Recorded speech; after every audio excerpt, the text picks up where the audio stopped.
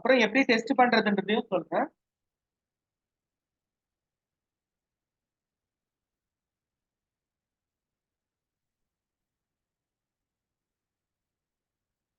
சரி, இப்போ வந்து ஓகே தானே? சரி, கவனிங்கம்மா. விண்டோஸ் ஆர் பின் பேர்ட். நம்ம ஏன்னா பேர்ட்ல தான் பாதியில நிறுத்தி ஹோம் மெனு மட்டும் பார்த்துருந்தோம் நினைக்கிறேன் பேர்ட்ல. அதுக்கப்புறம் இன்சர்ட், அப்புறம் அடுத்தடுத்த மெனுக்குள்ளால நம்ம போக வேண்டியது இருக்குது. பின் பேர்ட். சரியா? மதியம் ப்ராக்டிக்கல் வந்து நம்மளோட HTML ப்ராக்டிக்கல். இப்போ வந்து இந்த ப்ராக்டிக்கல் வந்து நம்மளோட அந்த பிரிண்டிங்கான ப்ராக்டிக்கல். சரியா? அதனால இதை லாஸ்டா வச்சு சரி.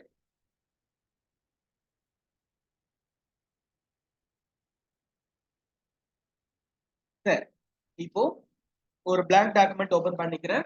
இன்சர்ட்ல போனா நம்ம ஏற்கனவே இதெல்லாம் யூஸ் பண்ணியிருக்கோம். இன்சர்ட்ல நமக்கு முக்கியமா என்னென்னலாம் யூஸ் ஆகி இருக்குதுன்னு ஞாபகம் வருதா உங்களுக்கு? இன்சர்ட் மெனுக்குள்ள போனா ஃபர்ஸ்ட் என்ன இருக்கும்னா ஒரு டேபிள். டேபிள் நாம இன்சர்ட் பண்ணலாம். உங்களுக்கு டேபிள் போட தெரியும், பார்டர் மறைக்க தெரியும், தேவைன்னா ரோஸ் எல்லாம் இன்சர்ட் பண்றது, டெலீட் பண்றது எல்லாமே உங்களுக்கு முதல்லயே தெரியும். இருந்தாலும் நம்ம என்னென்னலாம் இன்சர்ட்ல இருக்குன்னு பார்த்துப்போம். அதுக்கப்புறமா இன்சர்ட்குள்ளால இன்னும் சில விஷயம் வந்து ஈக்குவேஷன், சிம்பிள் அதெல்லாமும் இன்சர்ட் மெனுக்குள்ளால தான் இருக்குது. இங்க பாருங்க, இன்சர்ட்ல என்னன்னா குரூப்ஸ் இருக்குது. ஃபர்ஸ்ட் பார்த்தோம்னா வா வா வா என்னப்பா நகர மாட்டுது. வந்து இதுல வந்து ஃபர்ஸ்ட் பேஜஸ் இருக்குது பாருங்க.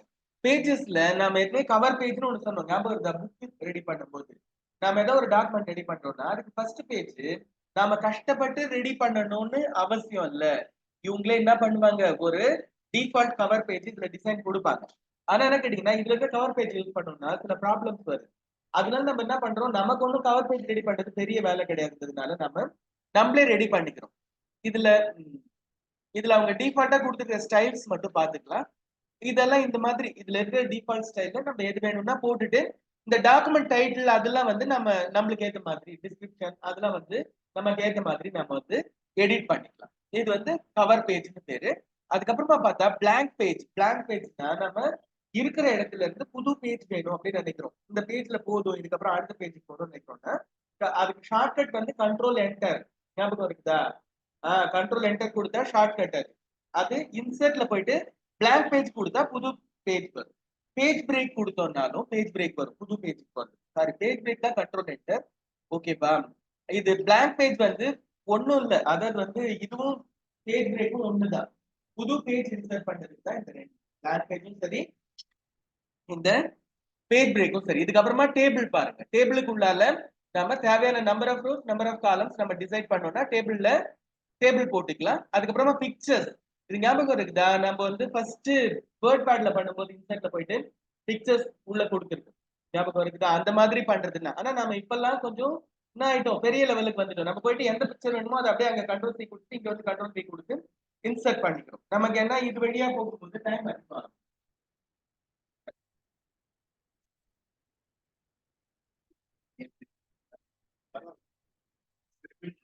சரி,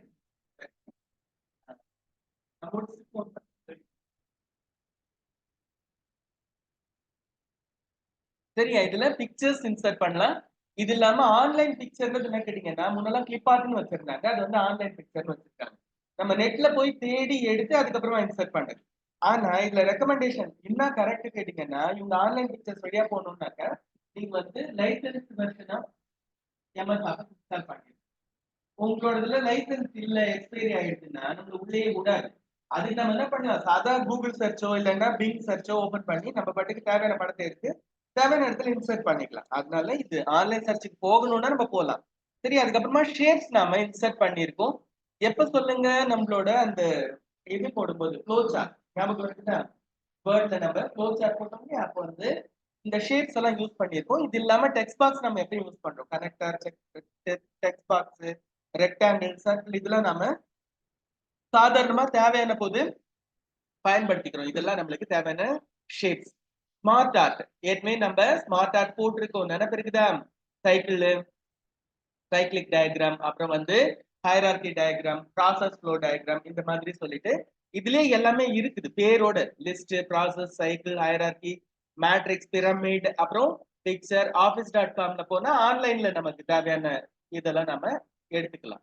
சரியா? ஸ்மார்ட் சார்ட்ன்றது அப்ப என்னது அழகா ஏற்கனவே ப்ரீ டிஃபைன்டு ஸ்டைல்ல நம்மளால ஒரு விஷயத்த சார்ட்டா போட்டு காட்ட முடியும். இதுல அடிக்கடி நமக்கு யூஸ் ஆகக்கூடியது என்ன பாத்தீங்கன்னா, ஸ்டூடெண்ட்டுக்குலாம் சொல்லும்போது சைக்கிளிக் டயக்ராம் அதிகமா யூஸ் ஆகும். இப்போ வாட்டர் சைக்கிள், கார்பன் சைக்கிள், அப்புறம் நைட்ரஜன் சைக்கிள் இந்த மாதிரி அந்த சைக்கிளிக் டயக்ராம் போட்டு ஸ்டூடெண்ட்டுக்கு எக்ஸ்பிளைன் பண்ணுவாங்க. அதே மாதிரி இந்த இது ஹையரார்கி டயக்ராம் நம்ம இப்போ ஒரு நிர்வாகத்துல இருக்கிறோம்னா யார் மேல யார் அவங்களுக்கு கீழே அடுத்தடுத்து யார் இருக்கிறாங்க நம்ம டிஸ்பிளே பண்றதுக்கு நமக்கு வந்து ஹையரார்கி டயக்ராம் தேவை. அப்புறம் ரிலேஷன்ஷிப் தான் ஃபேமிலியோடைய யாரு ஹெட் ஆஃப் ஃபேமிலி அவங்களுக்கு கீழே யார் யார் இருக்காங்க அவங்களுக்கு கீழே யார் யார் இருக்காங்க அவங்க குழந்தைங்க யாரு இதெல்லாம் வந்து நாம அதிகம் பயன்படுத்துறது இல்ல.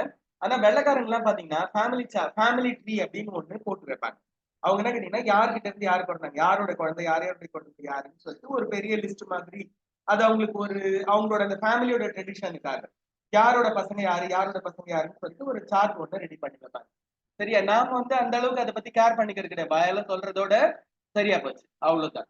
அதுக்கப்புறமா சார்ட் இது வந்து நம்ம எக்ஸல்ல இருக்க மாதிரி சார்ட் நம்ம இங்கே போடுறதுனா போடலாம். டேட்டாவை இங்கே கொடுக்கணும்.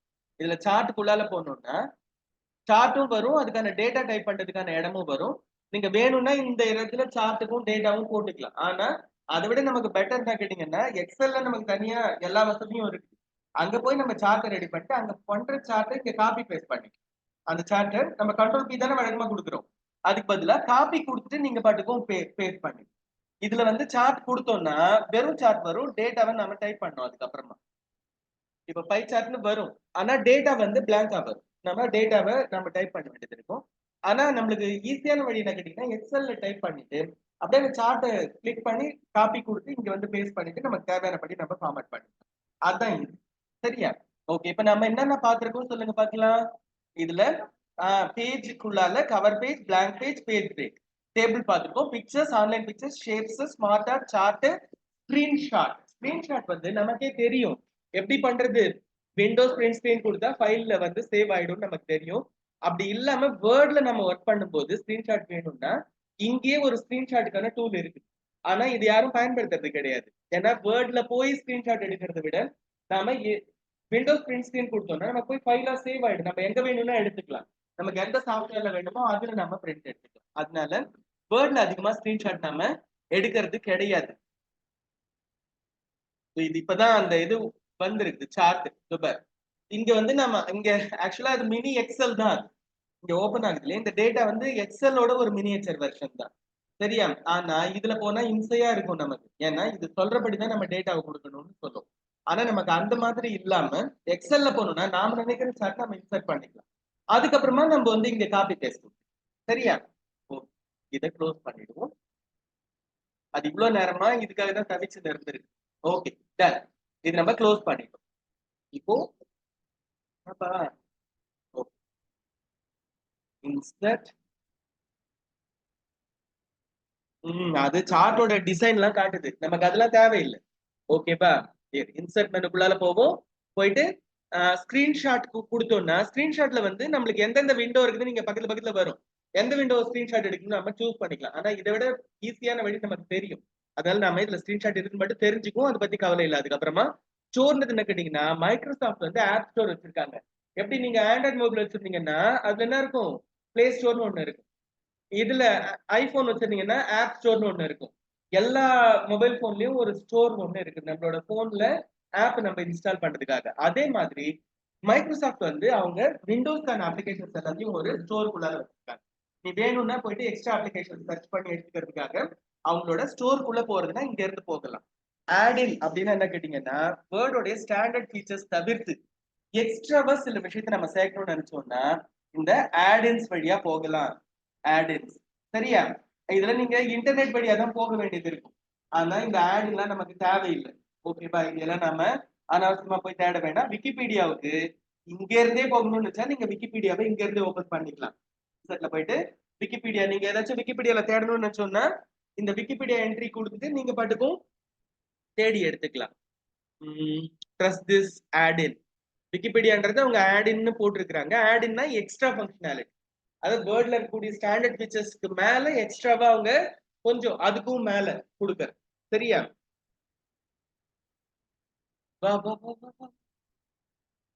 அது பொறுமையா லோட் ஆகுதுமா. லோட் ஆகட்டும். இதுக்கப்புறமா இங்க பாருங்க ஹைப்பர் லிங்க்னா என்ன தெரியுமா? நாம எங்கேயாச்சும் இப்ப பாரு நம்ம இதுல இது டெலீட் பண்ணிடுறேன். இந்த சார்ட் வேணாம் நமக்கு. இப்ப ப்ரௌசர் வழியா எங்கேயாவது போறோம்னு வச்சுக்கோங்களேன். ஏதாவது ஒரு பேஜ் இருக்கு இங்க பாரு. இப்ப நான் என்ன சொல்றேன், ஜூபிட்டர் சாஃப்ட்வேரோட டெஸ்ட்டுக்கு போகணும்னு நம்ம சொல்றோம். நம்ம இப்ப கோப்பா டெஸ்ட் பேஜ் அப்படின்னு சொல்றோம்னு வச்சுக்கங்களேன். Koppa test page. இது நான் இப்படி அடிச்ச உடனே இது நான் கோப்பா டெஸ்ட் பேஜ்னு சொன்ன உடனே அது பாட்டு கோப்பா டெஸ்ட் பேஜ்னு கிளிக் பண்ணா போகுமா? போகாது. இஸ் அவைலபிள் அப்படின்னு நான் இப்ப போடுறேன். அவைலபிள் கோர்ஸ் அவைலபிள் இப்ப போட்டுட்டேன். ஆனா இது நம்ம ஒரு மேஜிக் பண்ண போறோம். என்ன கேட்டீங்கன்னா, இந்த கோப்பா டெஸ்ட் பேஜ் அப்படின்றது கிளிக் பண்ணக்கூடிய லிங்கா மாத்த போறோம். எப்படி மாத்துறது?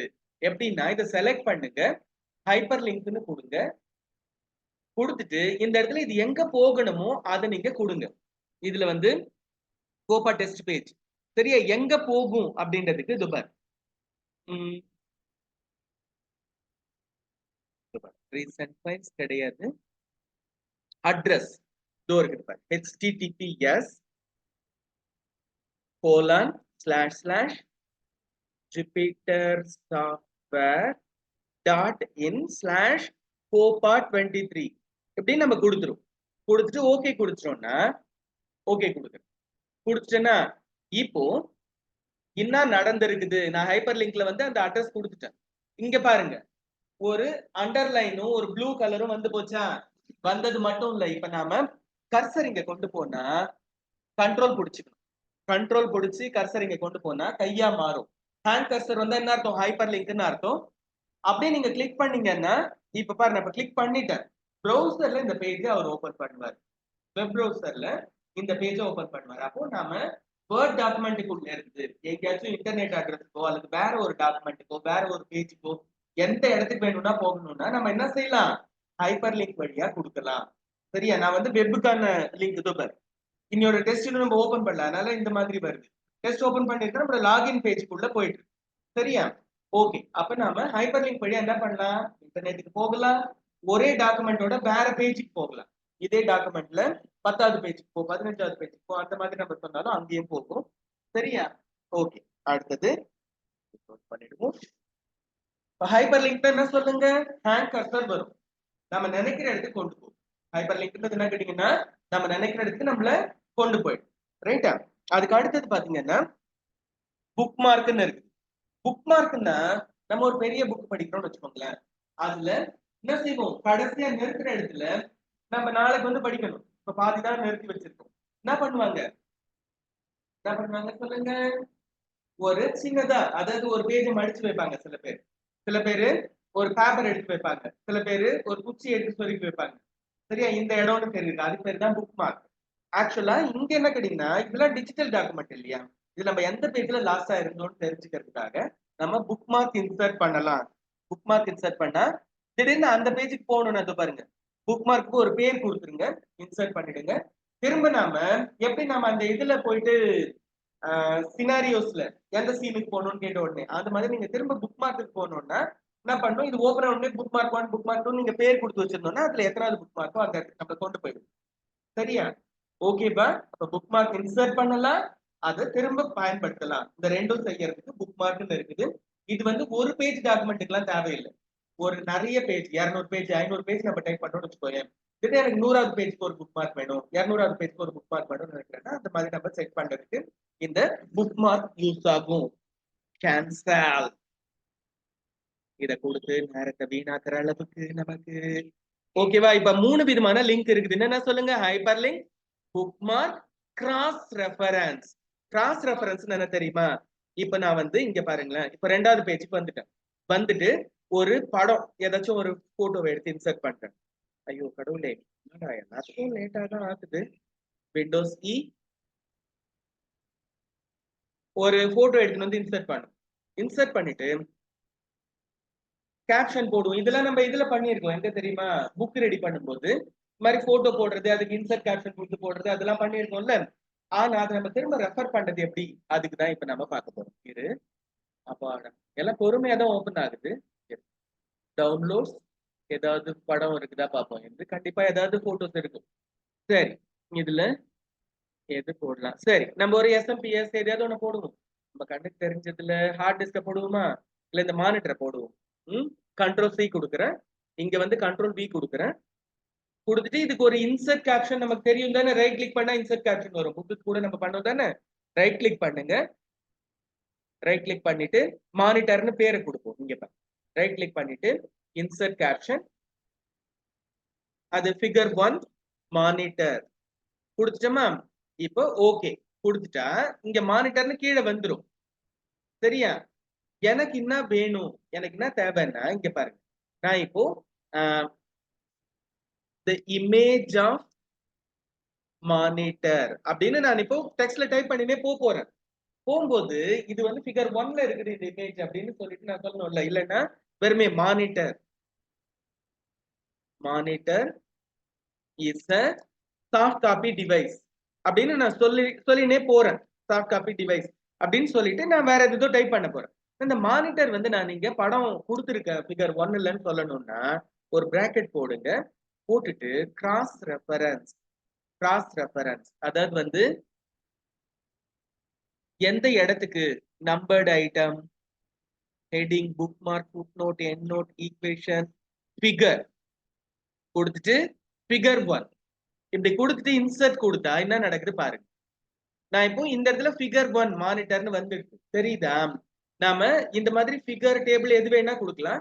இந்த மாதிரி கொடுக்கறதுல இன்னொரு லாபம் என்ன தெரியுமா, நம்ம எப்படி ஹைப்பர் லிங்க் கொடுத்தோம் அது மாதிரி இப்ப கண்ட்ரோல் பிடிச்சி நீங்க வந்தா இதுல ஒரு கை வருதா, இப்படி கிளிக் பண்ணா நான் மானிட்டரோட இமேஜுக்கு போயிடுவேன். தெரியுதா உங்களுக்கு? இதுக்கு பேர் என்ன சொல்றோம், கிராஸ் ரெஃபரன்ஸ். ஒரு புக்குக்குள்ளேயே ஒரு இடத்த நாம ரெஃபர் பண்ணிக்கணும். ஒரே டாக்குமெண்ட்டுக்குள்ளால வேற இடத்த நம்ம ரெஃபர் பண்ணா அதுதான் பேரு கிராஸ் ரெஃபரன்ஸ். இப்ப நம்ம இது வரைக்கும் என்ன பார்த்திருக்கோம் சொல்லுங்க பார்க்கலாம். இதுல பேஜஸ் பார்த்திருக்கோம், blank பேஜ், அதாவது வந்து டைட்டில் பேஜ், அது கவர் பேஜ், அதுக்கப்புறம் blank பேஜ், பேஜ் இது 3 இருக்குது. அப்புறமா டேபிள் பார்த்திருக்கோம், பிக்சர்ஸ்ல ஆன்லைன் பிக்சர்ஸ், மார்க் ஆர்ட், அது இதெல்லாம் நம்ம எதுவுமே யூஸ் பண்ணதான் பார்த்திருக்கோம். அப்புறமா ஸ்டோர் ஒன்று பார்த்தோம், ஆடியன்ஸ் ஒன்று பார்த்தோம், அதுல விக்கிபீடியான்னு ஒன்று இருக்கு. விக்கிபீடியாக்குள்ள நம்ம போல விக்கிபீடியா இது வந்து இந்த இடத்துல வருது, ஆடின் அப்டேட் பண்ண சொல்லுது. நம்ம அப்புறமா போய்க்கலாம், இதுக்கெல்லாம் டைம் ரொம்ப எடுக்கும். சரியா? இதை விட நம்ம ப்ரௌசர்ல போய் விக்கிபீடியாவை பார்த்து எடுத்துட்டு வந்து இங்க பார்த்து கண்டென்ட் எடுத்து வந்து போட்டுக்கலாம், அது நமக்கு சுலபம். நம்ம லாஸ்ட்ல வருவோம், இது கொஞ்சம் அப்டேட் பண்ணவும் சொல்லுது. அப்புறமா ஆன்லைன் வீடியோ மீடியா, இந்த ஹாரி பாட்டர் படம் பார்த்துருக்கீங்களா? ஹாரி பாட்டர் படத்துல நியூஸ் பேப்பர்ல எல்லாம் நம்மளோட நியூஸ் பேப்பர்லாம் போட்டோ எல்லாம் வருது, அதுல வீடியோவே வரும். ஆமா, அப்படியே நீங்க பிஃபோர் எடுத்து பார்த்தா வீடியோ பிளே ஆகும். அந்த மாதிரி நம்ம டாக்குமெண்ட்டுக்குள்ள வீடியோவை நாம போடணும்னா இதுக்கு என்ன பண்ணும், ஆன்லைன் வீடியோ மீடியா இது வழியா வந்து நாம போடலாம், வீடியோவை நம்மளால போட முடியும். இங்க பாருங்க, ஆன்லைன் வீடியோ, அது லோட் ஆகுறேன்னு சொல்லுது, ஆகட்டும். ஆனா போடலாம்னு மட்டும் இப்ப தெரிஞ்சுக்கலாம். அப்பாடா, ப்ளீஸ் வெயிட். ஏப்பா, ஆனா நீங்க பிரிண்ட் எடுத்தா கண்டிப்பா ஓடாது. அது பிரிண்ட் எடுக்கிற வரைக்கும் தான் அது டிஜிட்டல் காப்பி ஆகிற வரைக்கும். யூடியூபுக்குள்ள போறியான்னு கேக்குது. ஓகேவா, நம்ம வந்து யூடியூப்ல போயிட்டு கிரிம்பிங், அதாவது வந்து கிரிம்பிங் இருக்கு. ஆனா யூடியூப் எல்லாம் சர்ச் பண்றது ஆபத்தான விஷயம். கிரிம்பிங் RJ45 கனெக்டர் அப்படின்னு போடுறேன். நல்லவனா இருந்தா ஒழுங்கான ரிசல்ட் எல்லாம் காட்டு, இல்லைன்னா அதோட ரிசல்ட் எல்லாம் இங்கே வருது. ஓகேவா? பார் எப்படி கிரிம்ப் பண்றதுன்னு சொல்லிட்டு ஒரு வீடியோ வருதா? பார், இத கிளிக் பண்ணிட்டு இன்சர்ட் கொடுங்க. இதுதான் நம்ம பண்ண போற பிராக்டிக்கல். இப்போ கொஞ்ச நேரம் பொறுத்து கிளாஸ் எல்லாம் முடிஞ்ச அப்புறம் இதுதான் பண்ண போறோம். வீடியோ வந்துருது, எப்படி பிளே பண்றது? கிளிக் பண்ணா பிளே ஆகும், கிளிக் பண்ணா வீடியோ வந்து பிளே ஆக ஆரம்பிச்சிடும். நம்ம யூடியூப்ல இருந்து இன்சர்ட் பண்ணிட்டோம், அந்த யூடியூப் வீடியோ லோட் ஆகுது. லோட் ஆகுறதுனால இந்த டைம் எடுத்துக்குது. வரும், வந்து கடகடான்னு ஏதாவது பேசிட்டுன்னா பயப்படாதீங்க. இது எல்லாம் வேர்டுக்குள்ளதான் இருக்குது, தெரியுதா உங்களுக்கு? ஒரு ஷேடோ மாதிரி வேர்டு இருக்குது, வேர்டுக்குள்ளேயே இவரெல்லாம் பிளே ஆகுறாரு. சரிப்பா, இது நம்ம நேரம் தான் பார்க்க போறோம்ல, எப்படின்னு தெரிஞ்சுட்டா இதுக்கு அப்புறமா தேவையில்லை. ஓகேவா? அன்னாடைக்கு யூடியூபை பார்த்து நம்ம நிஜ வாழ்க்கையில நேரத்தை வீணாக்கிறது போக கிளாஸ்லயும் அந்த நேரத்தை வீணாக்க வேண்டாம். அதனால போட்டுடும். சரியா? ஓகே. ஆனா யூடியூப்ல யார் சார் பாக்குறது? நாங்க ஸ்டோரி போடுறதுக்கும் ரீல்ஸ் விடுறதுக்குமே டைம் பத்தலன்னு சொல்ற பெரிய மனுஷங்களை எல்லாம் நம்ம ஒன்றும் சொல்லல. ஓகேவா? சரி. அப்புறமா இங்க பாரு, இன்சர்ட். இதுக்குள்ளால நம்ம எது வரைக்கும் வந்திருக்கோம்? ஆன்லைன் மீடியா வரைக்கும் வந்திருக்கோம். ஹைப்பர் லிங்க் இதெல்லாம் போட்டாச்சு. ஆன்லைன் வீடியோ போட்டாச்சு. ஆமா. சரி, மீதி இருக்கிறது மதியம் பாத்துக்குவோமா? எது வரைக்கும் பாத்துருக்கோன்றது மட்டும் நம்ம இப்ப ஸ்டாப் பண்ணிக்குவோம். இதுல cover page, blank page, page break, table, pictures, online pictures, shapes, smart art, chart, screenshot, store, my add-ins, Wikipedia, online video. இது வரைக்கும் காலையில பார்த்துருக்கோம். Hyperlink, bookmark, cross reference. ஆமா, இது வரைக்கும் முடிச்சாச்சு. இப்ப கமெண்ட்ல ஆரம்பிச்சு ஹெடர் ஃபூட்டர் பேஜ் நம்பர் அதெல்லாம் மதியம் பாத்துக்கலாம். இதெல்லாம் நமக்கு இதுல இந்த ஹெடர் ஃபூட்டர்லாம் எப்பவே தெரிஞ்சதுதான். அதே மாதிரி ஈக்குவேஷன் எல்லாம் எப்போ தெரிஞ்சது. அதுல கொஞ்சம் தான் புதுசா இருக்கும். இப்ப நாம இதோட ஃபர்ஸ்ட் செஷனை முடிச்சிடும். மதியம் வந்து மீதிப்பா. ரைட்டா?